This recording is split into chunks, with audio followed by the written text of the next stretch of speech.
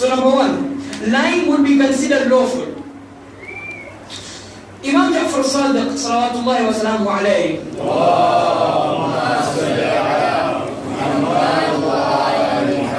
he says in Al-Kafi, to attribute falsehood to Allah and the Prophet is the greatest sin. قال رسول الله, it's a false hadith. قال رسول الله, again false narration. It's the biggest sin in front of Allah according to Imam Sadiq in this tradition of Al-Kafi. Let me give you a short narration. There is a man very famous within our Ahl Sunnah brothers. Actually, we should call them our brothers, but Ejaz says that they are actually our own nafs, they are our own souls. Very famous personality called Abu Huraira. Now this narration, you see, if I would have quoted Bihar al-Anwar, Man la yahdar al-Faqih, al-Kafi, you'd say, brother, you're being biased. I'm not quoting these books. I'll quote you the Ahl Sunnah books. Ibn Sa'ad, Ahl Sunnah scholar, within Tabaqat, volume 4, page 90. And Ibn Hajar Asqalani in Al-Isaba, and a similar narration is mentioned by Ibn Abil Hadid within the Sharh of Nahj al-Balagha. All Ahl Sunnah books. Bear with me, please. So, Umar ibn Khattab, the second caliph of Islam, he calls Abu Huraira. So he says, oh Abu Huraira, ever since I made you governor of Bahrain, mashallah, you have become very wealthy. You have become very influential. Initially, you didn't even have shoes to wear.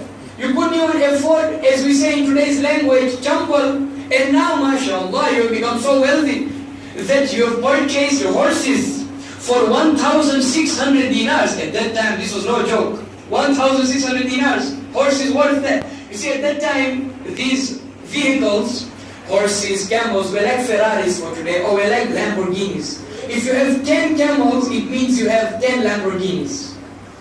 So, Abu Huraira was asked, were you taking bribes?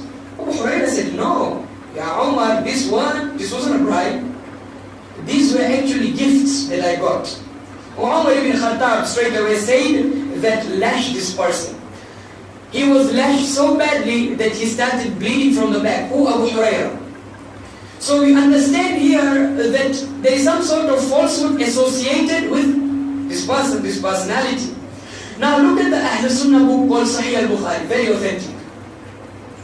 There are 7,068 hadiths from Sahih al-Bukhari, fine, and 9 volumes. Over 1,100 traditions were narrated from this man Abu Huraira. 1,100. That means 15.56% of Sahih al-Bukhari is actually Sahih Abu Huraira. And amazingly, if we look at the Ahlul Bayt, the progeny of the Prophet, Imam Ali, how many hadiths from him? Only 79 hadiths. Imam Zainul Abidin, hadiths from him were also narrated. How many? Only 6. Imam Hussein, 2. Imam Hassan, 8. So basically, all these 4 Imams within Sahih al-Bukhari, only 2% or less have been taken from them. Abu Huraira, 13% more than 4 members of the progeny of the Prophet. Now, does it make sense? So, we conclude that definitely, even when we read our books, we need to be careful. We need to see which hadith is sahih, which is da'if, and we need to be careful what we quote. So number one, lying would be lawful, lying would be prevalent before the 12th Imam reappears. Whether in religion, whether you want to say in school, whether in political affairs, whether in economic affairs, lying would be prevalent. That's one. Number two, bloodshed will be considered a minor matter. Oh, today how many people were bombed? 10 people. It's become normal nowadays. You open the news, Mumbai stampede. See, a recent thing that happened, the Mumbai stampede, still people find it very normal. Yesterday I talked about Myanmar, right? In Myanmar, so many Rohingya Muslims were killed. The Prime Minister, actually the councillor there, her name is Suki. You know, acceptance is the first step towards reform. You want to change something, you accept that, okay, this community definitely has a problem, this country definitely there are some issues that I need to tackle with. Acceptance is the first key to reformation. You know what she says? No, there is fear from both sides. There is nothing like ethnic cleansing. There is nothing like that. We Buddhist sphere, the Buddhist sphere as well as the Muslim sphere, she's not accepting that there is some injustice going on here, and she is a Nobel Peace Prize winner. At least, Alhamdulillah, the Oxford University removed her portrait. They said, no, we cannot keep her portrait. Whether for a part-time, or maybe they might return this portrait back, I do not know. So for the time being, they've removed her portrait. Bloodshed would be considered a minor matter. People would be killed, and people wouldn't, and others wouldn't even care. Imam al-Rada salawatullahi wa salamu alayhi.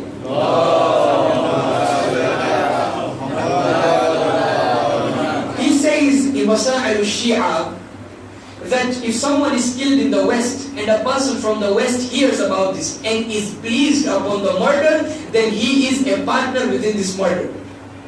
You hear about someone's death, an innocent person, and you're like, oh, thank God that person went. No. It is like you are a person associated with that murder. So that's number two. Number one, lying would be considered lawful before the 12th Imam reappears. Number two, bloodshed would be considered a minor matter. Bloodshed would be considered a minor matter. We see bloodshed everywhere. Someone may say only in Muslim countries. No. So many other places around the world we witness bloodshed. Tanzania, we witness bloodshed. India, we witness bloodshed. Pakistan, we witness bloodshed. In Syria, every day, something or the other happens. Within Iraq, within the Muslim countries, Bahrain. Therefore, wars have begun. This idea of nationalism has also come into play. That's number two. Number three, ministers shall be liars and people will accept bribe. That means people with authority, they shall accept bribes and they shall not be truthful. The Holy Prophet Muhammad sallallahu alayhi wa sallam,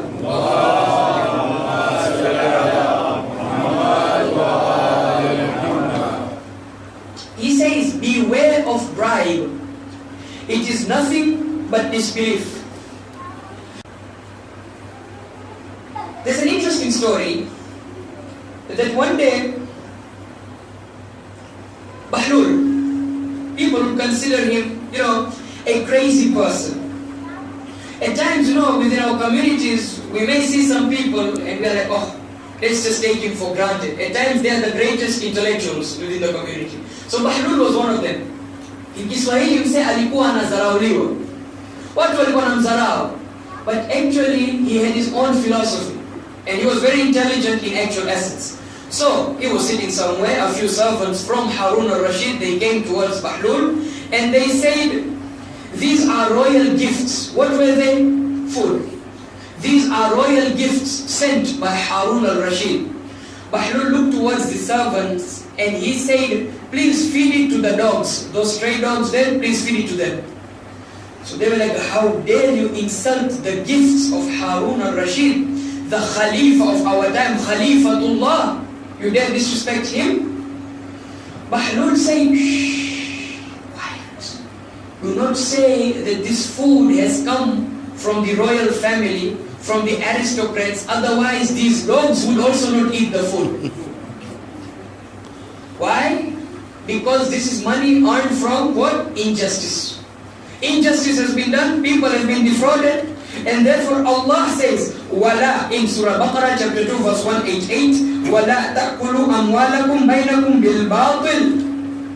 Don't swallow up your property amongst yourselves by false means. Further than that, Surah 11 verse 85, Allah says, and defraud not men their property, and do not corrupt in the land, do not have corruption within the land and mischief. There's an interesting narration as well from the Holy Prophet in Waqi al-Ayyam, page 439. He says that at the end of times, these things shall occur. What? وَدِينُهُمْ دَرَاهِمُهُمْ. At the end of times, their religion, what will be the religion? Islam? What will be the main religion? Money. Finance, that shall be people's main religion. At times we see discrimination is very open. If someone rich comes by, mashallah, assalamu alaikum, a person will come out from his car and go and hug that person. Oh, so good to meet you after so long. If someone poor comes, even if he's a friend, okay, fine, I'm a little busy right now, come talk to me later. What is their religion? Money. Beyond that, they will not care how they earn their money. False means, I don't care. By true means, no, I don't care. As long as I get my money, I don't care about anything else. So that's number 3. Number 3 is what? That the people in charge, the rulers themselves, shall not be very good people. That's 3. Number 4. And this is interesting, and this is the final one that I will mention. The reciters of the Quran will be transgressors, and the Quran will be looked down upon. In Tirmidhi, hadith number 4016, the Holy Prophet sallallahu alaihi wasallam,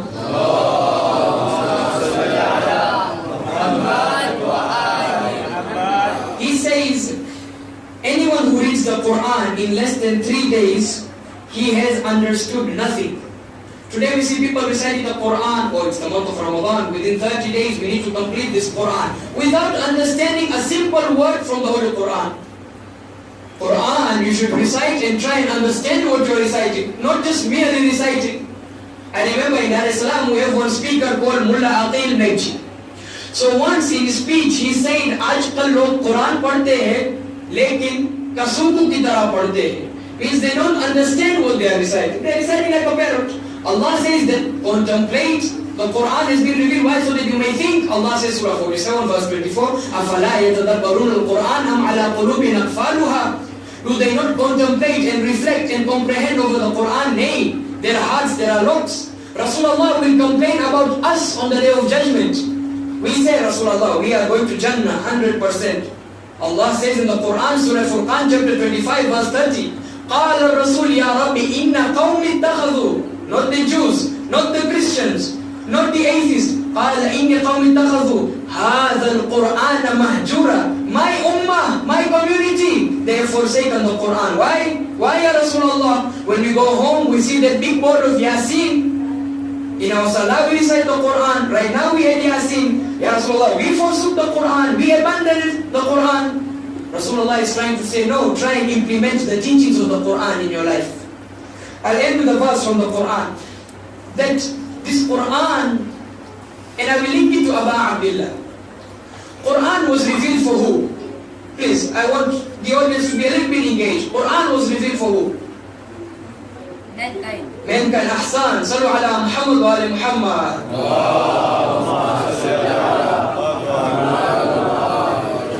Surah 68, Qalam, verse 52.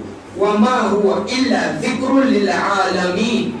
This Quran is nothing but a message to mankind. Several other places, Surah Ibrahim, verse 1, Surah Ibrahim, verse 52, Surah Ali Imran, Allah says, هَذَا بَيَانٌ لِلنَّاسِ. This is a declaration for humanity. This Quran was revealed for humanity. Why? So that it can purify the souls of everyone. The same way, Aba Abdullah, he is the walking Quran. Therefore, on the 10th of Muharram, when he saved, when he made this sacrifice, it wasn't to save only Islam. Yes, undoubtedly, he did save the religion of Islam, but he saved humanity. Therefore, Mahatma Gandhi says that I learned from Hussein how to achieve victory while being oppressed. Had I received 72 companions like Aba Abdullah, I would have gotten independence for India in 24 hours. Nelson Mandela says that for 20 years I was in prison. And I was told to succumb to the demands of the government. I said, I'm tired of this revolt. I will succumb to the government. But as soon as I was about to do this, I remembered Hussein, that he did not give bay'ah to Yazid, and by not giving bay'ah to Yazid, he did not succumb to the demands of the corrupt government, the demands of an oppressor, the demands of a tyrant. Therefore, I will not also bow down to these tyrants. Therefore, when Aba Abdullah said, هَلْ مِن نَاصِرٍ يَنْصُرْنَا. Ya Hussein, we were not there at that time. But today, we will all say, unanimously, لَبَّيْكَ يَا Hussein! لبيك يا حسين. Needs to be louder than this. You know, before I came to Mtwara, I gave a few speeches at Bhalloo, Mahdi Sakina, and the kids were very loud, and they were fewer than us. So let us try and be more louder with this labbaik. I know we are all tired, right? But these are the last few days of Azah left. Therefore, let us try and benefit the most. Let's make this labbaik so loud that it reaches Karbala. That's what Bhalloo says. Bhalloo says it should be so loud that it needs to reach Karbala. Therefore, لبيك يا حسين. لبيك يا حسين. لبيك يا عباس. لبيك يا عباس. لبيك يا زينب. لبيك يا زينب. Imam Mahdi, right? We want him to reappear. Therefore, what do we need to say? Labbaika ya Mahdi! Labbaika ya Mahdi! Labbaika ya Mahdi! Labbaika ya Mahdi! Wassalamu alaikum wa rahmatullahi ta'ala wa barakatuh.